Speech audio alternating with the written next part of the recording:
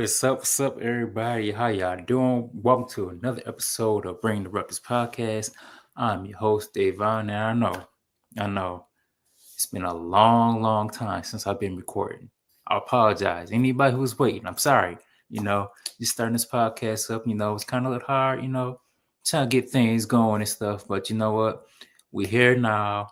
Sorry for delays. You know what? We're now trying to make it bigger and better than it ever was before. So, you know what? Hey, let's start this up. So I'm gonna fill you guys in a little bit of what was happening and why it was kind of hard for me, you guys, for me to record some of this podcast. So the reason being because, to be honest, your boy just got married.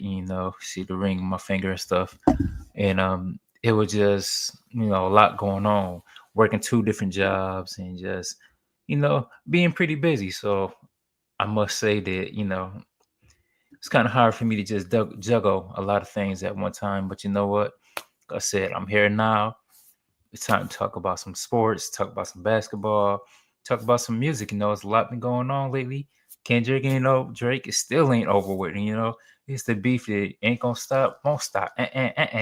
No Diddy, no Diddy, but you know what I mean. It's beef. It's gonna happen. If y'all don't know nothing about beef, this ain't nothing new. I'm used to it. Nas, one of my favorite rapper, had one of the biggest beefs of all time with your boy Jay-Z. But yeah, how y'all been? What y'all been up to? Just been chilling, staying warm, staying cold. Mess up what's happening in LA right now. I just say staying warm, but right now it's cold where I'm at in the Midwest. It's freezing out here. We got negative degrees and stuff. Y'all can just hear the dryness on my hands. Need some lotion, but yeah, I'm trying to stay warm myself. But praise to everybody in LA. But yo, let's get into some basketball. I do want to say before we get all into this, I apologize for all the teams I didn't want to go through. I did want to get into a lot more teams for the whole 30 teams and 31 and 30 days, 30 teams and 30 days type of vibe. Go through all the teams and just tell me how I felt before the season started. But season here now, we midway through it. I started late, don't get me wrong, but you know what? Hey, we here now. So first game I kind of want to talk about is a game that I seen today, which was the Magic and the Celtics. All right.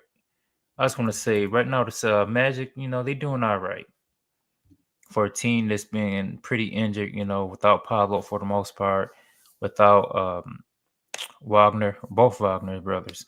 It's been kind of crazy without seeing them both in there.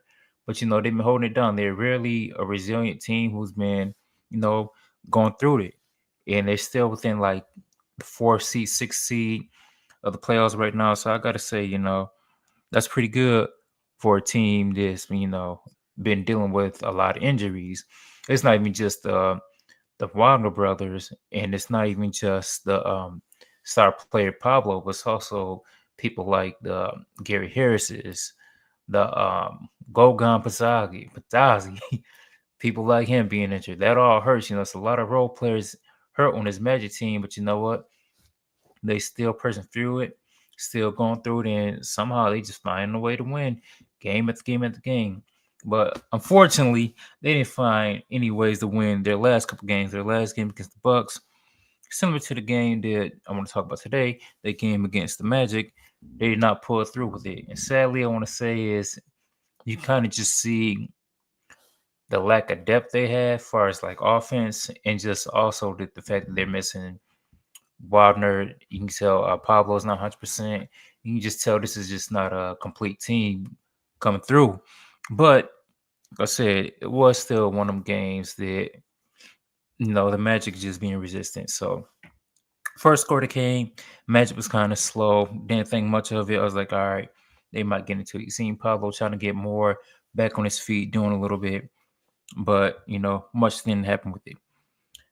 Second half came, they tried making a little push a little bit, but wasn't much to it. Celtics kind of showed their hand. But I did see something on the play that Jason Brown, Jalen Brown. I said Jason Brown. Or they do the fusion, Jason Taylor and Brown. They did the fusion dance. Y'all know what I mean. I did see a play, first beginning to half from Jason. I'm about to say it again. Hey, I must be tired right now. It's 10 o'clock, been watching a lot of basketball games, been working and stuff. But anyway, as I was saying, I seen this play from Jalen Brown. Okay, it was first. It was like off a fast break type of vibe. Fast break they coming down there. I forgot who's actually had the ball. It probably was Drew Holiday. They run it up in the top of the like on the top of the key part or the top of the arc part. Pump fake, boom, pass to Derek White. Derek White passed to Brown. Brown had an open three. Brown should have shot that. No more, he could have shot that. It was the right play to shoot it. But he pump fake, boom, got I believe it was Anthony up the air. Pump fake still got him all open, like boom, wide open, doom. He passed it off to Derek White. Derek White hit a three. When I seen that play right there, it just reminded me of how stacked out the Celtics team, and it's not even like they got a super team. They call the Celtics team a super team, which you can kind of say that. Now they got Porzingis and Drew Holiday. You can almost say that because he knows they're all stars at the end of the day, even though one is old and one is always injured. But when I seen that play right there, it was just another thing letting me know that the Celtics are the real deal, and they probably gonna win this championship again. They got a tough, battle with the Cavs, but Cavs ain't also been there. Celtics got experience now, but that play alone, just opening of the game, it shows how they got the ball movement. They're not the right place. Got unselfish stars, and they just know how to, of course, shoot the three. So little things like that. When I saw that, I was like, yeah, they're just showing that the Celtics is just a good team. They always been that team. I can't say always, but they begin to be a team that's becoming a dynasty, you can say the least. So I do want to tell everybody, watch this Celtics team. Be aware. I mean, if you already don't know, you must be underneath a rock because we see this team, what they're doing, and that play alone let me know that, yo, the Celtics, we can't really sleep on this team. I mean, they champions, can't sleep on them anyway, but still, y'all know what I mean. Can't sleep on them. But after that, the game pretty much was over with. We seen that Pablo couldn't get matched to it. He was, he's always hurt. He's hurt. He's not, still trying to get his feet wet. So to me, it wasn't really a bad thing. Just more so like, yo, it was just like the Bucks game last night. And then the score is almost similar. Like we look at the Magic. They tried making their run, but they really don't have enough firepower, which we can watch them during the trade deadline. They probably gonna try to get somebody, but overall they just couldn't deal with it. The final score was 85-108 Magic. Matter of fact, I'm looking at the wrong team. Lord Jesus. No, it's late. Look at but the final score was 94-121 Celtics. I see it going on across the screen.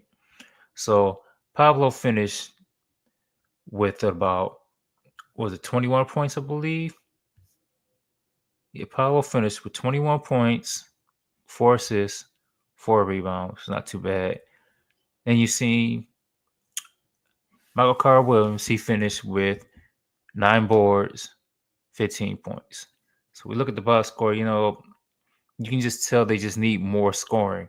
Cole Anthony did put in 23 points as well, but you can just look at them and just tell that they just need more scoring. And I believe they are going to get more scoring when it comes to the trade deadline. But the thing is, it's going to be like, who are they going to get? And that's the tricky part about it. It's like, who are they really going to trade for? I can't see them really trading for no star. I do see them looking at the De'Aaron Foxes. They keep hearing that, but I don't necessarily think that he's the right move for them. So you guys look at the box score right here. I think De'Aaron Fox would be nice because it is a nice, facilitator, nice guard, of course. But overall, I think De'Aaron Fox is not the fit for him because he's more of a scorer. not more of a play. He can play make, don't get me wrong, but he's not the type that's gonna go out there and get his people involved. And they kind of need someone to get the people involved. I kind of look at Pablo as someone almost like a Blake Griffin type, young explosive guy, dunking at the post, can just pass little. He's like a young Blake Griffin, maybe not as explosive, but he's gonna need his Chris Paul for that Lob City type. And to me, Darren Fox is not the right fit for that. Don't get me wrong, it'll still be cold. It'll still give him a nice offense, but they need someone who's more of a all around point guard. And I can't give a name per se. I would say Lonzo, but he's hurt.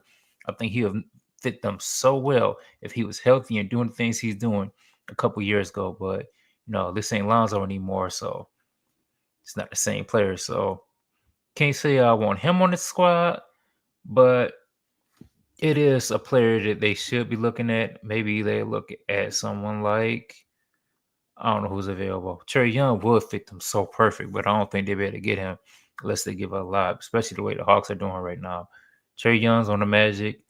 Even looking at Anthony Simons, I mean, he might be a little hole, Phil, when they trade KCP, just a little band-aid. But either way, the Magic are going to have to do some deals if they want to keep on building and building, even though they're still a good team, hanging there defensively. But they're going to need a little bit more of a boost. So that's how I feel about, Orlando. We'll talk about the Celtics a little bit more. Let's look at their box score. Looking at their box, you scroll down a little bit. You see Jason Tatum finished. So I'm gonna say Jason Brown again. Lord, Jason Tatum finished with 30, 6, and 6. Or 6 and 4. I'm sorry. Not too bad. Just showing again, Tatum doing it all. Brown finished with 26 and 6. Porzingis, he surprised me in this game. He got off a little bit. Got 23 on him. And it was an efficient 23. What was it? 7 for 4, 7 for 10 from the floor. That's nice. Derek White, he got off too a little bit. I mean, Derek White, I could talk all about him. Y'all heard me when I talk about the Celtics from there, my pre with them. I believe the Celtics kind of overrated. But Celtics just showing off that they're just that championship team, a contender. I want to say they stomped on Orlando, but I do think they kind of took advantage of Orlando being hurt, not having all the pieces there. So, I mean, it is what it is. I mean, we just think the Celtics are going to win. But I do think the Celtics, they're not going to do nothing at deadline. I do want to see if they're going to trade. Who's a boy? They got, I forgot his name. Let me look at him real quick. It's a dude they need to trade for cash, but I can't think of his name real quick. But y'all know who I'm talking about. But anyway, Celtics, they're good. They got championship aspirations. Of course, they should have stumped on this banged up Orlando team. Like, come on now. Man, Orlando was missing 4 of their key players, 3 of their key players. So I do see Orlando. It's kind of weird that they got Pablo back in. They kind of dipping in the standings and just dipping in their win-loss total. And it's kind of have to get Pablo reacclimated to the offense, it seems like, which, I mean, it's understandable stuff like this happen. They bounce back pretty sure around the probably mid next month or maybe the end of this month. But, they're going to be good. Probably after the All-Star break, to be honest. So it wasn't the best performance by the Magic coming after a game where they lost against the Bucks. Real similar to the same way. Started off rough, couldn't get back in the first, and just kind of couldn't go. The team showed their eliteness. The Bucks showed their elite, and then Celtics showed their elite. So similar losses, it's sad, but hey, it is what it is. All right, y'all. Moving on, we'll take a short break.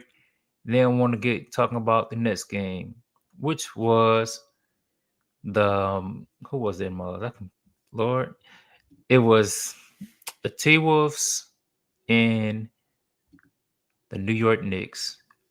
Anthony Randolph, I believe that's like his first time coming back after the trade, but yeah, we talk about this after they get back.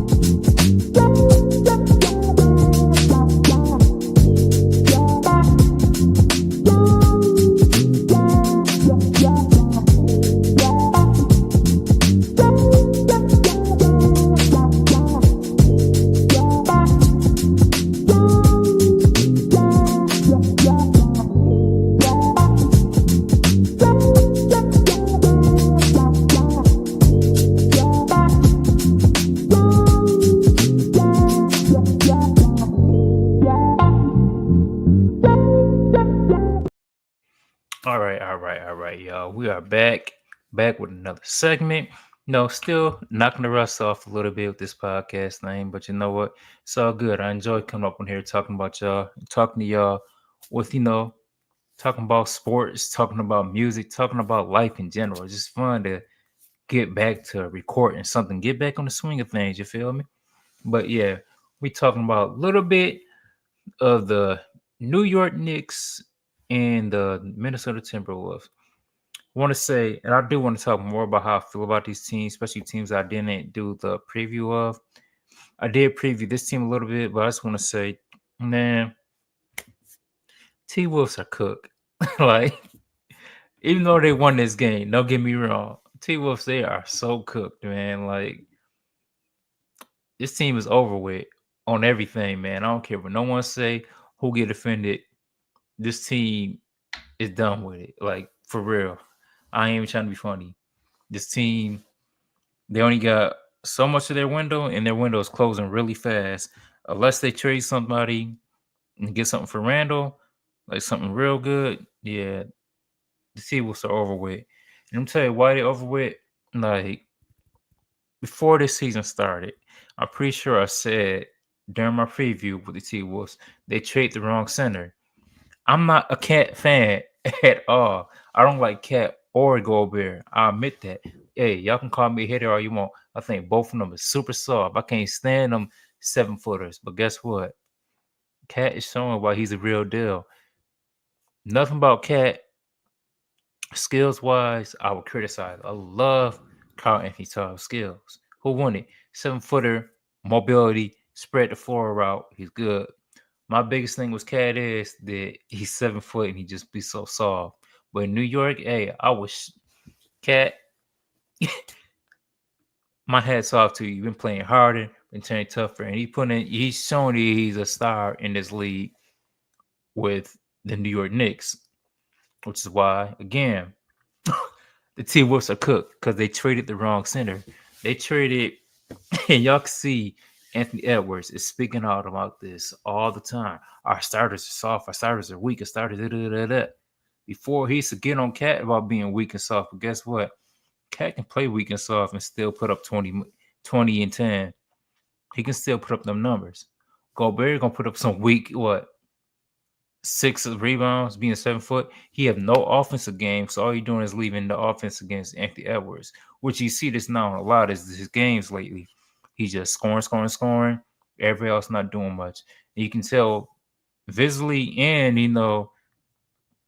just the way Ant is speaking, you can tell it's frustrating. You can tell he's just tired of just carrying the load of this poor, sorry T-Wolf teams. And it's crazy too, because you think that Julius Randle will step up, but I mean, Knicks fans know that's why Knicks kind of booed him, ripped his jerseys off, in New York, because Randall's someone who needs the ball in his hands and kind of get his. He can't thrive in this type of play with Anthony Edwards, and they're trying to fit him in, trying to get him into the equation, but it's been a rough go. So that's why I think, the T-Wolves they traded away the wrong center, one of their best franchise guys. They should have kept number one pick. Cat should still be on the T-Wolves, and they'd be doing way better. Yeah, open the game up for Anthony Edwards, where he don't take these crazy threes, and he'd just be able to drive the floor.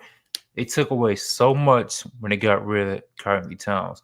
Culture wise and a fit wise, altogether, they took away their floor spacing, took away one of their leaders, took away someone in there who's going to teach young guys like Ant how to be professional and so much more. Rudy Gobert is not going to teach guys like Ant how to be professional because, for one, as much as I get on Cat about being soft, the man is still mature. Like, you still got to give it to him. He's not going to rub his hands on a microphone and shut down the whole league because COVID happened, like Rudy Gobert did. So T was a cook, but as much as them being cooked, they did win this game. So I guess that's my little rant about the T Wolves. But hey, they did win this game, 106-99 final box score. T Wolves. Anthony Edwards finished with 36 points, 7 assists, 13 rebounds. Rudy Gobert's weak what? I didn't mean to say that. Yeah, I did. Rudy Gobert, 11 and 6 rebounds. And then Nas Reed, he got off with 23 and 8. So, it wasn't bad for them. They did their thing.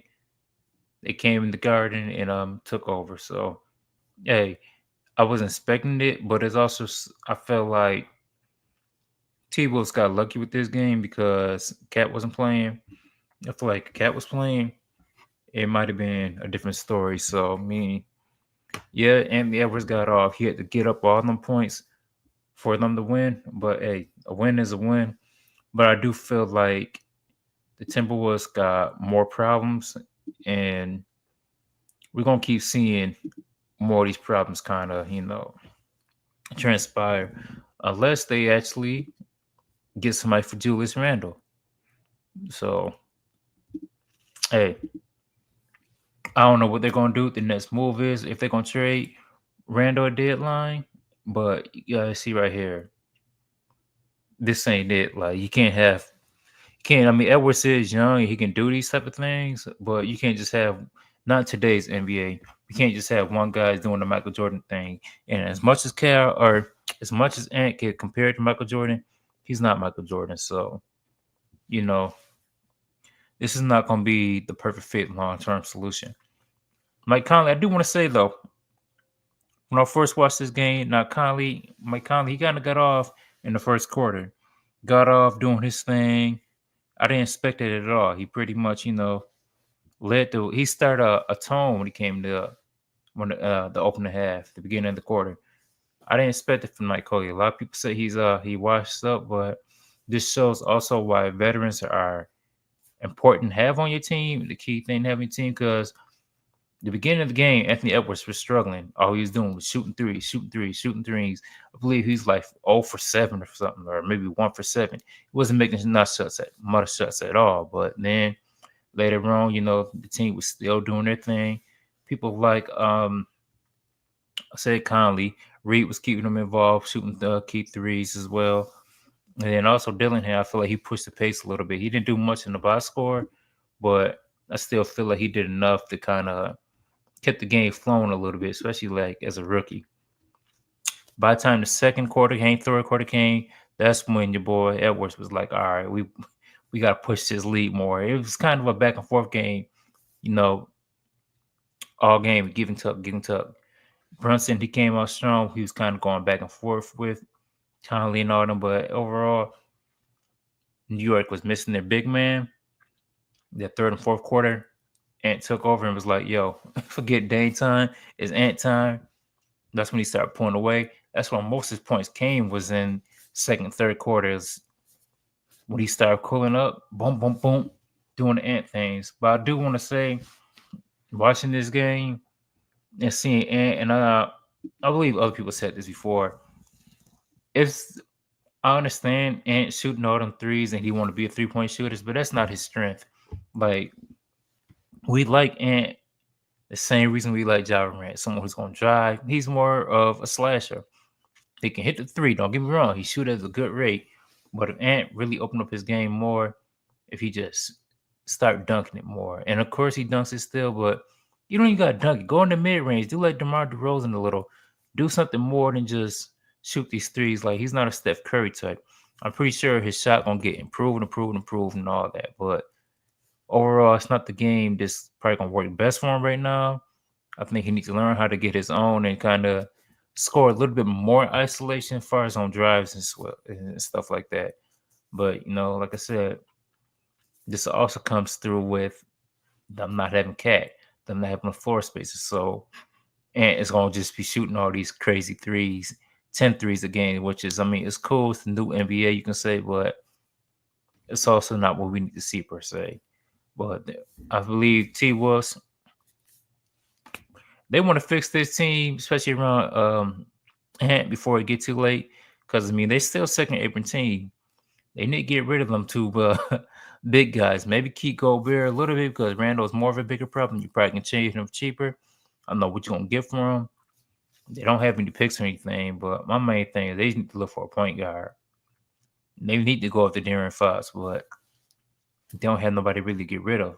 I always want to see Julius Randle in a Kings jersey. So maybe that will happen, but I doubt it. But I'm just saying they need to make some moves because this team is you just see it going downhill. They was a Western Conference Finals just last year, and now they're barely into the playoffs. If you look at standings, so I believe this team gonna have to do some type of moves, or it's gonna get ugly quick. Yeah, if you look at standings right now, you see what are they? Seventh, so I guess they'd be in a play-in situation if they start now. But teams like Sacramento are rising. Phoenix, I don't think they're gonna do much, which we're gonna talk about them later on as well. But hey, we'll see. Deadline is coming up, and a lot of things gonna happen. All right, yeah.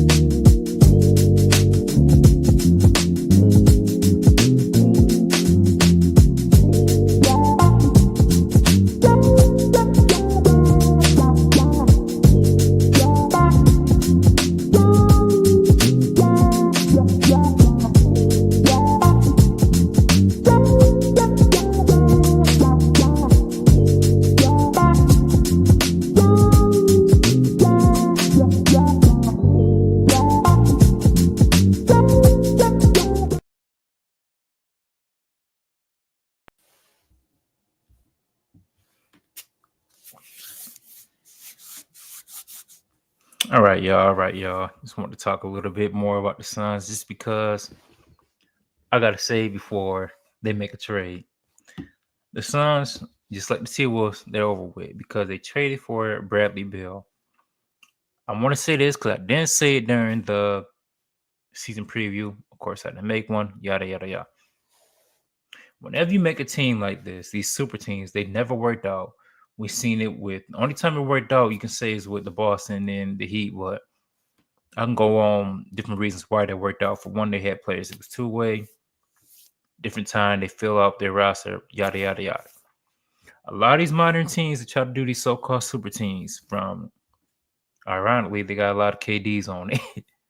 The KD with the Nets with Kyrie, Harden, Kevin Durant, and you see now the super team with Booker, KD, and Bill. The reason why these teams don't work out, it's kind of obvious, and I knew soon they traded for Bill. It was the wrong move. In my opinion, they should have kept Chris Paul. I believe during that Chris Paul deal, he had one more year left or 2 years left. They could have just kept him, resigned him for less, much like the contract he has in the Spurs right now, a little 10 mil. My thing is they should have traded DeAndre Ayton for more of a defensive center or more just depth in general.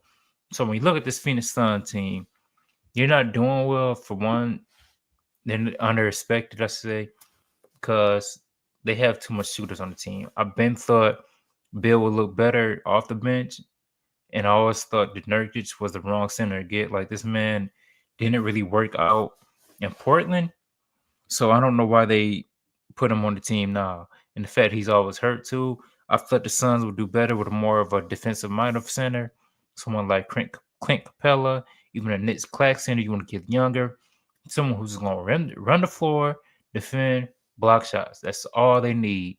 And you kind of see them with this trade they just brought in with what's his name, Nick Richards from his old team, the Charlotte Hornets. He's going to just run the floor, block shots, be a loud threat. That's all they really need. And the thing is, you don't need one facing space in the floor because you got some of the best shooters in the whole league. You don't need KD spacing. You don't need a floor spacer with KD because he is a floor spacer. Of course, he worked well with Curry, but come on now. They got Booker too. You don't need someone who's like a stretch big. All you need is someone to play defense, anchor defense, lock it down. That's all you need. I mean, Booker was adding firepower for he can just score, score, score, score. But then all that 50 million contract, you have no role players, so they just left with all these talented players just left for nothing. And you seen this last year when they had no point guards. Exactly what I told myself. It was done for them to get Bill, try to put Booker at point guard because you see they had no type of facilitator. They had no Chris Paul once Chris Paul was left. Chris Paul was one of the best assist man in the history of the NBA. They should have kept him for he can just boom boom. He would have been feeding Booker, feeding KD until he got hurt. Both of Chris Paul, he do get hurt a lot. I ain't gonna lie. Anyway, he would have been feeding them so many easy buckets. They could have brought Tyrus Jones in soon enough. He would have been starter because Chris Paul was gonna get hurt. Any of that, they would have been cool. But overall, they just messed their team up and even get rid of Aiden for like basically nothing, like Nurkic. Like, come on, man, Aiden. I'm not a big fan of Aiden like that, but they could have got more than that from his contract alone. They could have got some players from one of these. I mean, Indiana was going to give them, I believe, Miles Turner at the time for him. Miles Turner would have been too nice. I mean, they didn't need a floor spacer like that. They could have used a rim runner, but he's not a 3-and-D center who would have been too nice on that Suns team. But the Suns, I won't say they don't know what they're doing, but they kind of just messed this team up because they have no people who play a role pretty much. Everyone's just a shooter, shooter, shooter. And I do think they should make the move to get rid of Bill. Hopefully Butler can go on that deal. But also the Heat don't want Bill. They know what it is. Why they get rid of a one bad contract to get another contract? So I don't know what they're gonna do with that, but hey, it's an ugly situation. I do feel like the Heat though, speaking of them, I do want them to move off the Butler just because it's kind of getting draining. And Butler, I mean, say what you want about him, that man did do a lot for the Heat, and I believe if he would have won a title there, he'd been known as like the best Heat ever. But you know how Pat Riley is. Pat Riley is gonna be like, "Yo, I'm not gonna make this dude. I'm not gonna bend to his will. I'm gonna do what I want to do." So for now, he's just stuck on that team, and unfortunately, it sucks because I really believe that I don't like the stuff that Pat Riley be doing. To be honest, like just because you the head chief in charge don't mean you can't let people get their way and move to a different team. Like, come on, that type of stuff ain't right. But like I said, it is what it is. We still got the Jimmy Butler saga. I don't know what team I want Butler to go on per se, but I do want him going to contender and just kind of get his last little hurrah. I won't even be mad at Butler going to Lakers, but hey, we're gonna see deadline is coming real soon. So y'all got one more thing I want to talk about, and I'll talk about it right after the break. And y'all know what it's gonna be about. We're gonna talk about wop, Kendrick and Drake. Just gonna wrap this pod up and talk about that. I'll be after this break.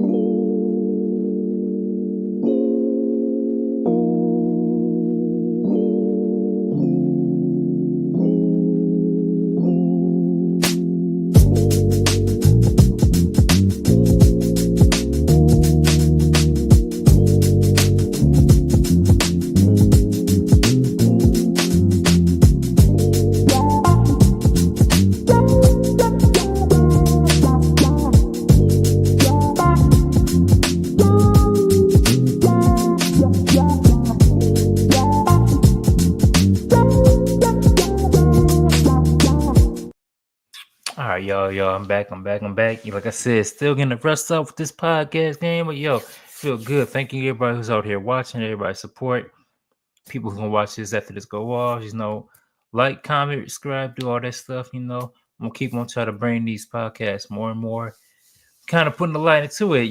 It feels good though to get my creative side back going because I stopped doing it for the longest. But yo, I want to wrap this podcast up and I want to talk about this Kendrick and Drake thing. I ain't gonna talk too much about it, but it's crazy it's still going on because this is a podcast where we talk about music and we talk about the sports. And I just want to say, man, like Drake is showing more and more like Kendrick is just a man. Kendrick ain't out here doing too much. All he's doing is just making the music. And I know all these little Drake fans gonna get mad, blah blah blah blah blah. It's like, man, leave music aside about it and just talk about the beef in general. What Drake is doing is some really weak, suspect stuff. No Diddy, whatever you want to say. The man is doing just some wild stuff. Like, you get mad over a rap beef, and then you suing people. We never had a beef before where they result in a lawsuit. That's how you know he took an L. Like, come on, bro. You suing everybody in the sun. I ain't seen RDC World get sued. Some other context creators get sued. Like, yo, what they do? Because they capitalizing over something that's viral and making fun of it. Like, yo, you like when people did the Kiki dance, that was cool. You didn't get somebody sued up, no copyright infringe. But yet, when people started talking about this song, that you can diss that, that's when you want to act like it's a big deal. Like, Drake is showing more and more why he's not like us. And like us, I mean, yes, us Americans, Black Americans, whatever you want to call us. He's not like us, because that's some real Canadian stuff to do, man. Like, Americans, we just gonna shoot you. We gonna fight you. I mean, we seen what Tupac and all them did. We're gonna do some gangster stuff or anything. We about our guns in America. Blah, blah, blah, blah. You know what Canadians gonna do? You know, mate, I don't like that. Hey, I don't like that. This man's over here talking about me. I'm gonna sue him with a lawsuit. Yeah, that'll teach the fella. No, that's not cool. That's not like us. That's lame. It's super lame. Like, you're a grown man and you just can't take your L. Like, come on, man. Move on to the side. Just like Jay-Z did. Nas killed him with Ether. We still talking about Ether to today. But guess what? You know what Jay-Z did? He made more music, became richer and richer and richer, and became one of the best, people, legends in hip hop. So that being said, that's our podcast. Drake is acting like a real sucker, but hey, it is what it is. Just want to say thank everyone who's been watching. Comment on here, show some support. I'm gonna keep on pushing these out daily, hopefully. Not daily, but weekly. Try to get more going, try to get this thing growing, knock this rust off, become more of a better podcaster, more of a better person, and just give y'all more content that you need, Bring the Ruckus Podcast. The podcast about sports and about music. Real raw, keeping it authentic. So again, thanks everybody for the support. Thanks for watching these videos. And you know what? I'm out. Peace, y'all. What's up, everybody? Welcome to Bring the Ruckus Podcast. I'm your host, Davon. I know you're thinking another podcast, but this ain't your average pod. This is where we talk about your top MCs and your top dunkers. We're talking who's best on the court and who's best on the mic. Check us out for that real raw talk without the hot takes. Just laughs and love for the sports and for the music, while we still bring the ruckus.